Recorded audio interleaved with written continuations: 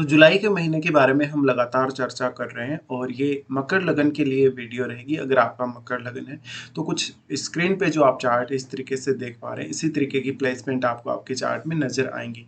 यहाँ पे हम आगे बढ़ने से पहले देखेंगे ग्रहों की गोचरीय स्थिति को। इसके बाद देखेंगे कि ये जो प्लेसमेंट आपको नजर आ रही है इसका कैसा असर आपको देखने को मिल सकता है।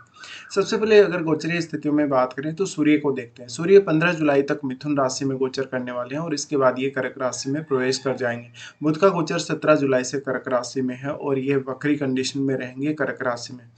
यहाँ पे आप शुक्र को अगर देखें तो वृषभ राशि में इनका गोचर है और 26 जुलाई से ये अपना राशि परिवर्तन कर लेंगे, मिथुन राशि में प्रवेश कर जाएंगे। मंगल का गोचर सिंह राशि में होगा और 28 जुलाई से ये कन्या राशि में प्रवेश करेंगे। वहीं बृहस्पति मिथुन राशि में रहने वाले हैं, जबकि शनि मीन राशि में ही गोचर करने वाले हैं इस मंथ के दौरान। चंद्रमा आपको 1 जुलाई को कन्या राशि में देखने को मिलेंगे, वहीं राहु कुंभ राशि में और केतु आपको सिंह राशि में गोचर करते हुए दिखेंगे। तो अब हम देख लेते हैं आपको जुलाई महीने के दौरान किस प्रकार के रिजल्ट्स मिल सकते हैं इस गोचर से। यहाँ हम शुरुआत करेंगे सबसे पहले शनि से। शनि आपके लग्नेश होने के साथ साथ आपके चार्ट में दूसरे भाव के भी स्वामी बनते हैं और इनका गोचर आपके तीसरे भाव में हो रहा है। तीसरे भाव का ये गोचर आपको अभी भी काफी ज्यादा मेहनती बनाएगा। साथ साथ में ये बहुत सारे कार्यों को करने के लिए एक अच्छी स्थिति कही जा सकती है, क्योंकि थर्ड हाउस का शनि है तो ये आपको काफी सीरियस बनाता है और कोई भी प्रकार के रिस्क लेने में काफी ज्यादा सक्षम बनाता है। भले ही हो सकता है कि आपका जो एफर्ट होगा वो सही दिशा में नहीं होगा या तो फिर पूरा एफर्ट आपके काम नहीं आएगा। तो अब अगर आपका चार्ट में शनि वक्री कंडीशन में है ऑलरेडी जन्म के समय का, तो वो यहाँ पे आपके लिए ज्यादा फेवरेबल रहेगा। शनि यहाँ पे है थर्ड हाउस में, तो ये भाई बहनों के साथ, इवन अपने रिश्तेदारों या पड़ोसियों के साथ थोड़ा बहुत मतभेद दे सकता है और उन लोगों के साथ आपके काफी सीरियस संबंध दे सकता है। शनि यहाँ पे अब सेकेंड हाउस के लॉर्ड होने की वजह से यहाँ आपको आर्थिक मामलों में काफी ज्यादा सहयोग करेंगे। अगर आपको फॉरेन वगैरह से कहीं से कोई इनकम प्राप्त हो रही है तो भी आपको काफी फायदा होगा। शनि यहाँ से एक्सपेक्ट कर रहे हैं पंचम को। पंचम को शनि एक्सपेक्ट करेंगे तो ये आपके एजुकेशन के लिए काफ़ी अच्छा कहा जा सकता है, क्योंकि थर्ड हाउस का शनि है तो एजुकेशन के लिए, इवन संतान के लिए काफ़ी मेहनत करवाएगा और काफ़ी अच्छे रिजल्ट्स भी रहेंगे आपकी मेहनत करने के अकॉर्डिंग। शनि का तीसरा दृष्टि यहाँ पड़ रहा है तो संतान से कोई बहुत बड़ी अपेक्षा ना रखें। शनि का फिर यहाँ से एक्सपेक्ट आ जाता है आपके नवम भाव पे।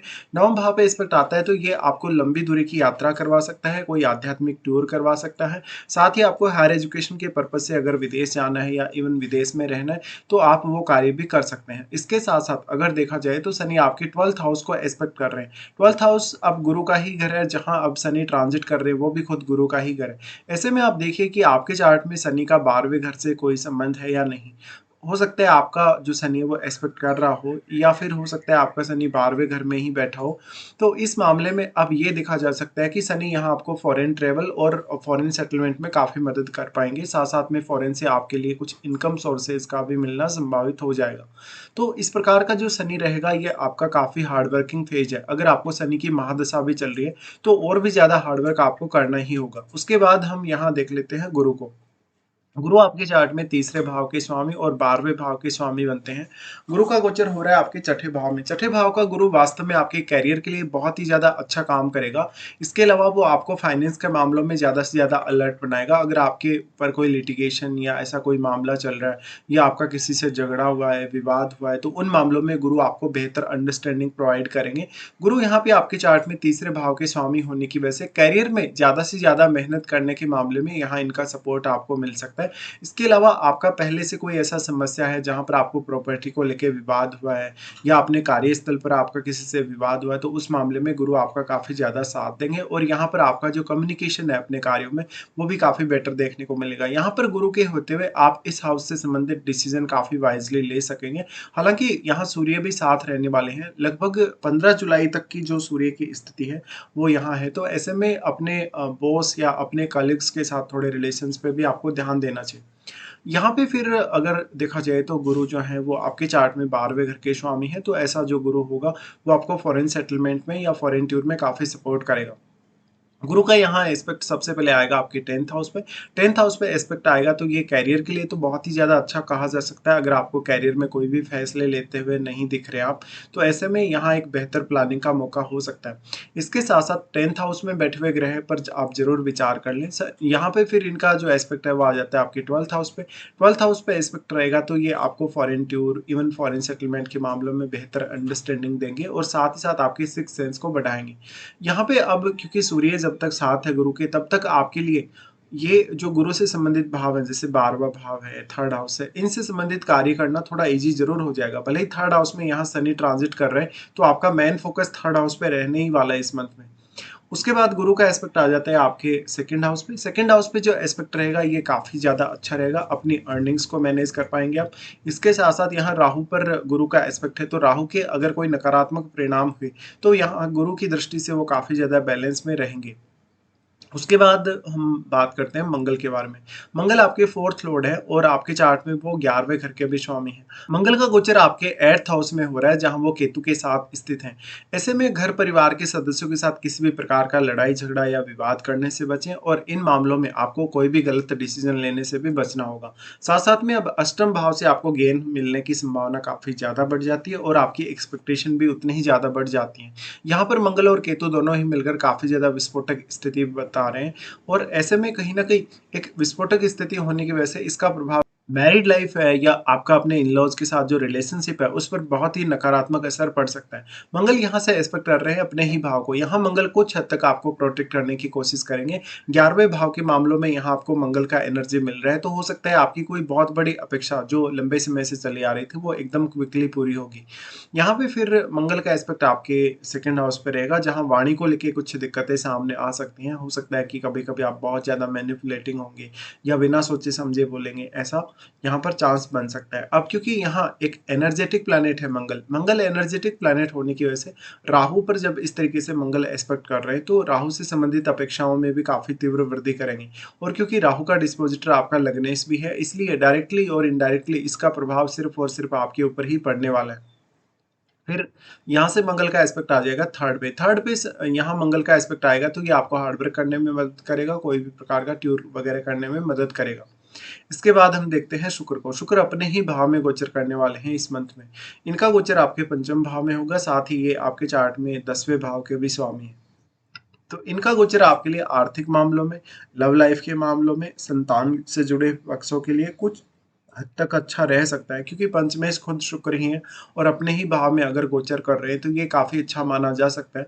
शुक्र यहाँ पर आपको अर्निंग के भी बेहतर अवसर दे सकता है।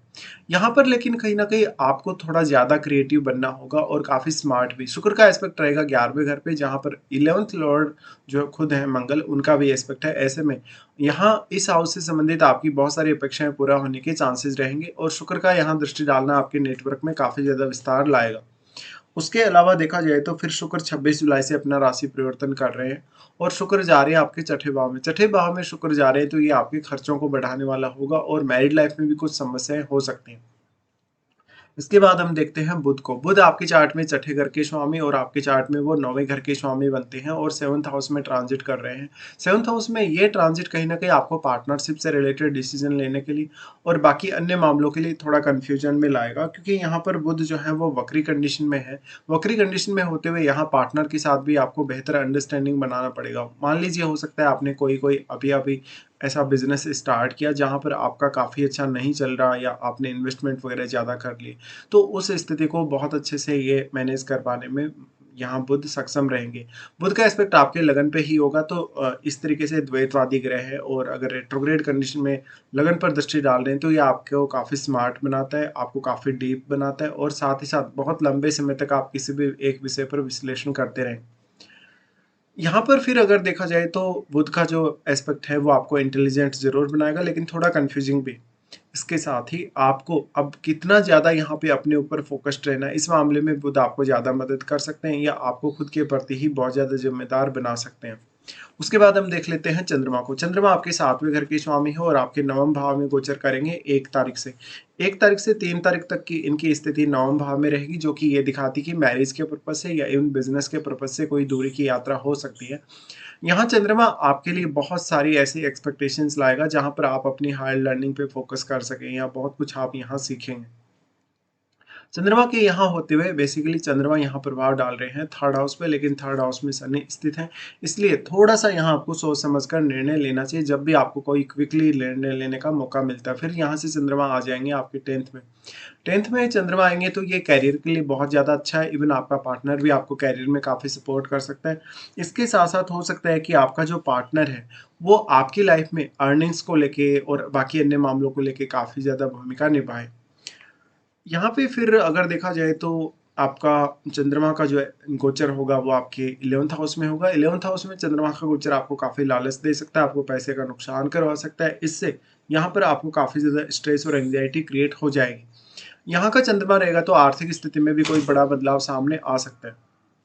फिर हम यहाँ देखते हैं सूर्य को। सूर्य आपके 8वें घर के स्वामी है और सूर्य का गोचर हो रहा है आपके 6ठे घर में, जहाँ मैंने अभी गुरु के बारे में बात की थी।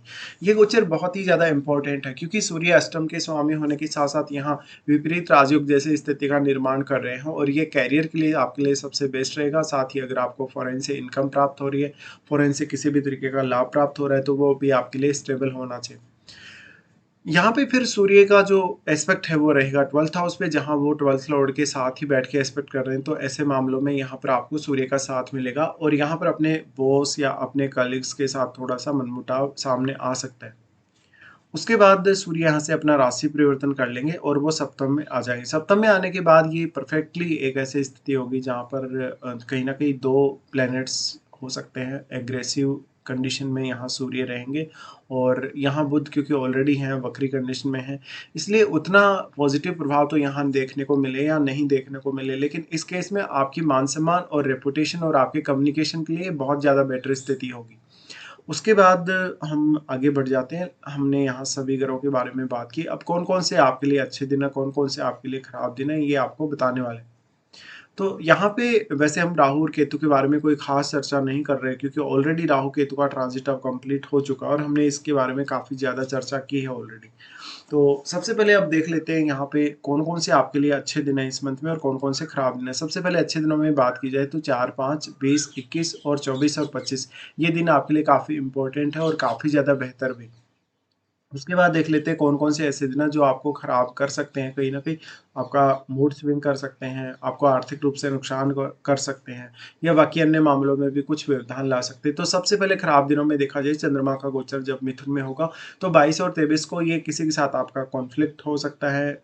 22 और 23 को अगर आप किसी को पैसा उधार देना चाहें, तो काफ़ी ज़्यादा सावधानियाँ आपको रखनी होगी। इसके साथ-साथ आपका अपने स्वास्थ्य पर भी यहाँ खर्च बढ़ सकता है।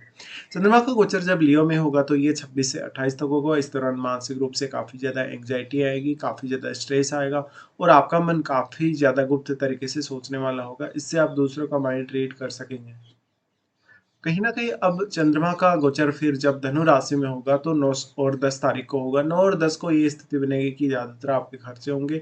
खर्चों का ये है कि कहीं न कहीं आपके गलत डिसीज़न की वजह से या इवन कुछ ऐसे फैसले जो आपने पहले लिए हैं लेकिन वो आपके फ़ेवर में साबित हुए नहीं।